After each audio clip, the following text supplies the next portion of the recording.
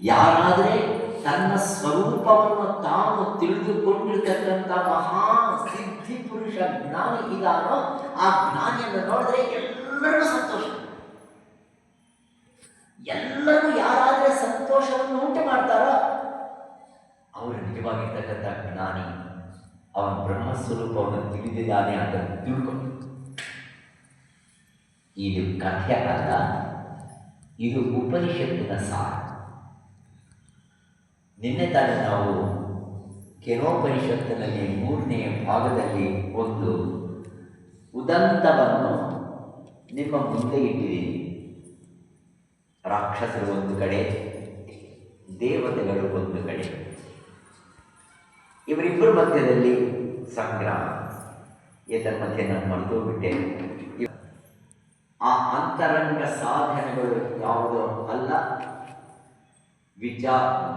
ವಿವೇಕ, ವೈರಾಗ್ಯ, ಶಮಾಧಿ, ಸದ್ಗುಣ ಸಂಪತ್ತಿ, ಮುಮುಕ್ಷತ್ವ ಅನ್ನುವುದು ಏನಿವೆಯೋ ಇವು ಅಂತರಂಗ ಸಾಧನೆಗಳು.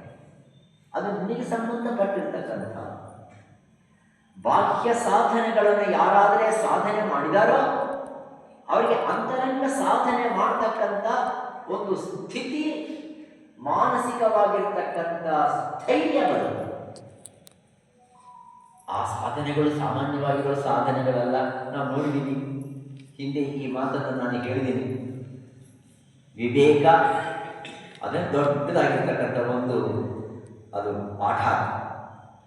ನಿತ್ಯಾನಿತ್ಯ ವಸ್ತು ವಿವೇಕ, ಈಗ ಆಮೂತ್ರ ಅರ್ಥ ಫಲ ಭೋಗ ವಿರಾಗ, ಶಮ ದಮ ತಿತಿಕ್ಷಾ ಉಪರತಿ ಶ್ರದ್ಧಾ ಸಮಾಧಾನ, ಆ ಸಮಾಧಿ ಸದ್ಗುಣ ಸಂಪತ್ತಿ, ಕೊನೆಗೆ ಮುಮುಕ್ಷತ್ವ, ಇವೆಲ್ಲ ನಿಮಗೆ ಪರ್ಸನಲ್ ಇದು ವೈಯಕ್ತಿಕವಾಗಿರ್ತಕ್ಕಂಥ ಅಂತರಂಗ ಸಾಧನೆಗಳು.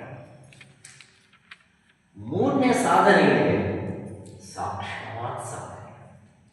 ಸಾಕ್ಷಾತ್ ಅದರ ಅರ್ಥ ಏನು ಅಂದರೆ ನೇರವಾಗಿ ಬ್ರಹ್ಮ ತತ್ವದ ಅನುಭೂತಿಯನ್ನು ಹೊಂದುವ ಸಾಧನೆ.